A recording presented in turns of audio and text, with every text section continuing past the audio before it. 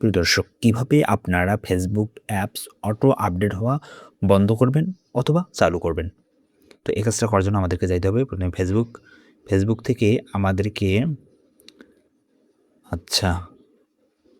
তার আগে এই সুদর্শন পুরুষের পক্ষ থেকে আপনাদেরকে অভিনন্দন। কমেন্টে কিছু বলে যান। এখান থেকে থ্রি লাইনে আমরা যাব। ওকে, থ্রি লাইন থেকে সেটিংস অ্যান্ড প্রাইভেসি এখানে দেখতে পাচ্ছেন। এই সেটিংস অ্যান্ড প্রাইভেসির উপর ক্লিক করলে পরে এখান থেকে পাবেন সেটিংসে আসার পর আপনারা নিচে দেখতে পাচ্ছেন মিডিয়া। এই মিডিয়ার উপরে ক্লিক করার পর এখানে একটু স্ক্রল করলে নিচে দেখতে পাবেন অ্যাপস আপডেটস। এখানের উপরে যদি আপনি ক্লিক করেন তাহলে দেখতে পাবেন দুটো অপশন, অটো আপডেট ফেসবুক, এরপর হচ্ছে নোটিফিকেশন ফেসবুক আপডেট অ্যাভেলেবেল।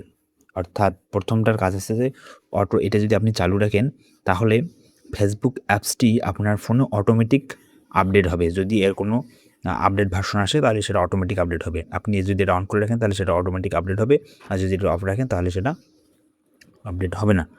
আর দ্বিতীয় অপশানটা হচ্ছে যে ফেসবুক আপডেট অ্যাভেলেবেল। এটা একটা নোটিফিকেশন। আপনার ফেসবুকে যদি কোনো আপডেট ভার্সন আসে তাহলে আপনি যদি এটা চালু রাখেন তাহলে সেক্ষেত্রে আপনার ফোনে নোটিফিকেশন আসবে। ওকে, আর যদি এটা বন্ধ রাখেন তাহলে কোনো নোটিফিকেশন আসবে না।